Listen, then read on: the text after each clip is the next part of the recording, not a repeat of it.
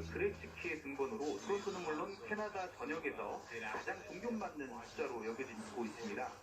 이 때문에 류현진이 한화와 다저트 시절 사용하던 이 번호를 그대로 사용할지에도 관심이 쏠렸습니다. 따라서 류현진이 99번을 그대로 받은 것 자체가 의미 있다고 볼 수 있고요.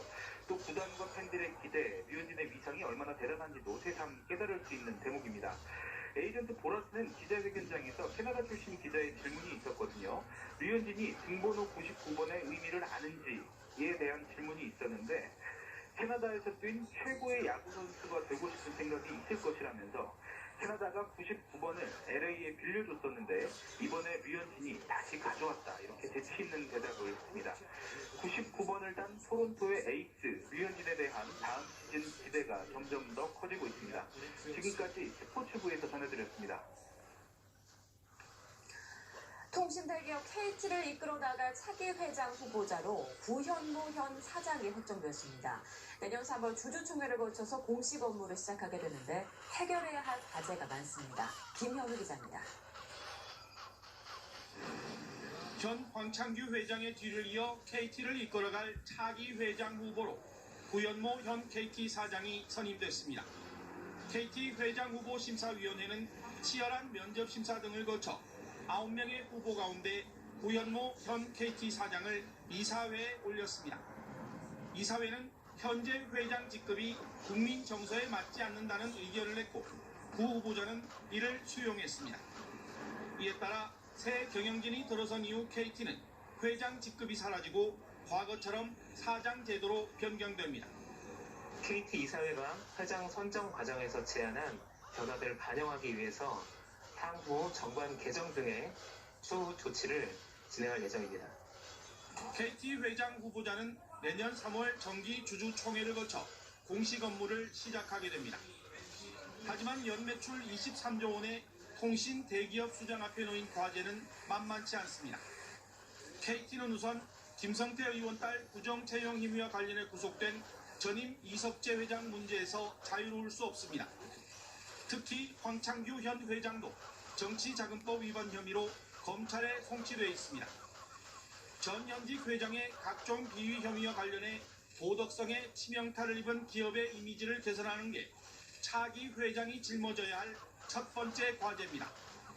대규모 개인정보 유출과 통신부 화재 사건 등에서 상실한 소비자의 신뢰도 회복해야 합니다.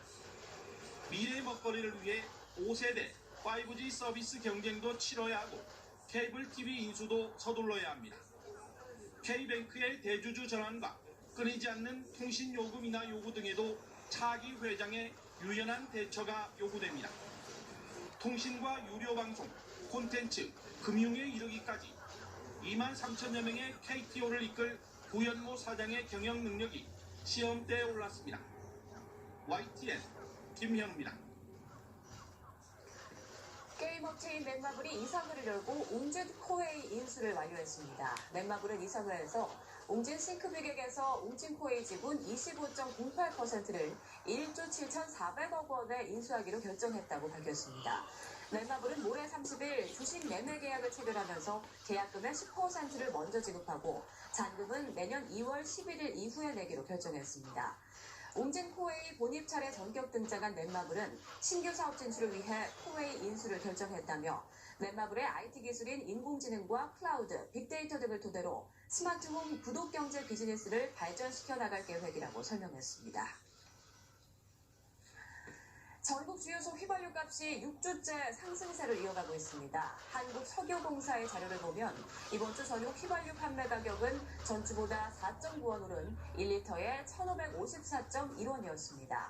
서울 지역 휘발유 가격도 전주보다 3.3원 상승한 1,614.7원이었고 최저가 지역 대구는 4.8원 오른 1,529.3원을 기록했습니다. 국내 주유소 경유 가격은 전주 대비 3.2원 오른 1리터에 1,388.7원으로 5주 연속 상승세를 이어갔습니다. 노후자금 마련을 위해서 정부가 장려하는 퇴직연금이 최근 중도 인출되는 경우가 크게 늘어난 것으로 나타났습니다. 큰 이유 가운데 하나로 집을 사기 위해서가 꼽혔는데 퇴직연금 수익률보다 집값 상승이 크다는 계산 때문으로 보입니다. 김평정 기자입니다. 정부 들어 서울 아파트 실거래 가격이 평균 40% 올랐다는 집계가 나올 정도로 몇 년 사이 집값은 큰 폭으로 치솟았습니다. 그런데 이 기간에 노후 자금으로 준비하는 퇴직연금이 중도 인출되는 사례도 급증했습니다. 지난해 퇴직연금을 중도 인출한 인원이 전년보다 무려 38%나 늘면서 7만 명을 넘어섰습니다. 금액으로 따지면 증가율은 51%로 더 커져 모두 2조 5천억 원이 중도 인출됐습니다. 이유를 보니 장기 요양 비용을 대기 위해서가 가장 많았고 그 다음이 주택 구입 목적으로 35%나 됐습니다. 전월세 자금을 마련하기 위해서란 값까지 합치면 집 때문에 퇴직연금을 중간에 뺐은 비율이 절반 이상이었습니다. 집값은 뛰는데 정책의 초점이 대출 축소에 맞춰지다 보니 퇴직연금을 주택자금으로 활용한 경우가 는 것으로 해석됩니다. 20대는 주거임차, 30대는 주택 구입, 40대 이상은 장기 요양 목적의 중도 인출이 가장 많이 나타났습니다. 지난해 퇴직연금 수익률이 1%대에 그칠 정도로 저조한 점도 중도 인출을 부추긴 한 요소입니다. 퇴직연금 수익률보다 집값 상승이 더 이익이란 계산을 다른 방향으로 반전시킬 수 있어야 정부의 퇴직연금 장려책이 효과를 낼 것이란 분석이 나옵니다. YTN 김평정입니다. 화재는 대부분 방심에서 시작되죠. 최근 안동의 한 초등학교에서 발생한 화재도 사소한 부주의가 원인이었습니다. CN헬로 대구방송 박은경 기자가 보도합니다. 아파트 실내가 온통 검게 그을렸습니다. 욕실은 형체를 알아볼 수 없을 정도입니다. 대구의 한 아파트에서 불이 난 건 지난 15일 오후 6시쯤. 향초를 켜놓고 집을 비운 것이 화근이었습니다. 부주의 직업인데 그 촛불로 해가지고 안에 그 화장실 내부 탔는 걸로 나갔습니다. 초가 향초인데 그 냄새 제거가 차음차음 외출 중에 그렇게 했는 것 같습니다. 앞서 지난 12일 안동에서는 초등학교에서 불이 나 학생과 교직원 등 90여 명이 연기를 마셔 병원 치료를 받았습니다. 체육관 공사 중 토치 램프를 사용하던 작업자의 부주의가 원인으로 추정됩니다. 근데 화재의 원인은 체육관 외부 방수 공사를 위한 토치램프 작업 중으로 부주의로 추정되지만 정확한 원인은 현재 조사 중이며 확인되도록. 올해 대구 경북에서 발생한 화재의 원인을 보면 부주의로 인해 발생한 화재가 1,500여 건, 전체의 절반가량을 차지합니다. 기구 사용에 따른 부주의로 인해 화재 발생 우려가 높아지고 있습니다. 난방기구는 사용한 후에 꼭 끄는 습관을 들이고 부주의로 인한 화재는 작은 관심만 가지면 얼마든지 예방을 할 수 있습니다. 매년 끊이지 않고 발생하는 화재. 조금만 관심을 기울이면 절반으로 줄일 수 있습니다. 헬로티비 뉴스 박은경입니다. 경북 봉화에 있는 영풍 석포재련소는 지난해와 올해 오염물질을 무단으로 배출하다 적발됐습니다. 하지만 이에 대한 행정처분은 해를 넘기게 됐는데요. 어떤 이유인지 CN헬로 대구방송 전병주 기자가 보도합니다. 폐수 70톤을 무단 방류하다 적발된 영풍 석포재련소는 지난해 20일 조업정지 처분을 받았습니다. 영풍은 막대한 피해가 발생한다는 이유로 행정처분 취소 소송을 제기했지만 법원은 이를 기각했습니다. 이에 항소를 제기한 영풍은 올 들어 또다시 조업정지 처분을 사전 통보받았습니다. 배출시설을 제대로 운영하지 않는 것이 이유였습니다. 환경부가 통보한 조업정지는 120일. 처분이 내려질 경우 영풍 석포재련소는 사실상 문을 닫게 됩니다. 환경단체는 환영하는 분위기입니다. 그럼 사회적 책임은 고사하고라도 사회에 대한 피해를 입히지는 않아야 되는데 그런 기업이 설사 그 문을 닫는 상황이 오더라도 이게 합법적으로 운영될 수 있도록 만들어 가야죠. 그래서 여기서는 폐쇄를 하고 이전을 해갈 수 있도록 만들어야죠. 하지만 행정처분을 내려야 할 경상북도는 아직까지 처분을 확정짓지 못하고 있습니다. 당초에 환경부에 법제재 법령 해석 요청을 받아가지고 해가지고 답을 달라고 했는데 환경부에서 답이 법제재 법령 해석을 받지 않았고 법제재 보는 내용이기 때문에 저희들이 일을 하게 됐습니다. 법제처가 영풍이 제기한 항소를 1차 행정처분으로 보지 않을 경우 120일 조업정지 처분은 내려지지 않습니다. 이를 두고 경북도가 지역 특혜를 주는 것이 아니냐는 반응도 나오고 있습니다.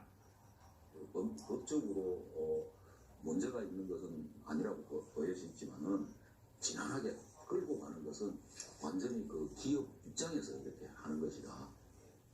그래서 경상북도의 이런 행태들을 도저히 용납도 안 되고 받아들일 수도 없죠. 헬로티비 뉴스 전병기입니다. 홍콩에서는 성탄절 전후에도 격렬한 시위가 벌어지며 지난 24일부터 나흘 동안 330명 넘는 시위대가 체포됐습니다. 새해에도 첫날부터 대규모 도심 시위가 예고되어 있습니다. 김태현 기자입니다. 홍콩 시위는 성탄절 전야부터 다시 거세졌습니다. 도심의 주요 쇼핑몰을 거점으로 삼아 연일 산발적인 시위가 벌어져 경찰과 시위대가 충돌했습니다. 일부 강경 시위대는 친중국 성향의 식당과 상점, 은행 지점을 공격하고 시설물을 파괴했습니다. 지난 24일부터 나흘 동안 336명이 불법 시위와 무기 소지 등의 혐의로 체포됐습니다. 이 가운데 여성은 92명이고 시위대의 나이는 12살에서 54살까지로 미성년자도 상당수에 이릅니다. 지난 7개월 동안 경찰에 붙잡힌 시위대는 7,000명에 육박합니다. 홍콩 경찰은 폭력 시위가 사회의 기반을 뒤흔들고 있다고 경고했습니다. They are threat to our freedom, safety, and livelihood. If we continue to let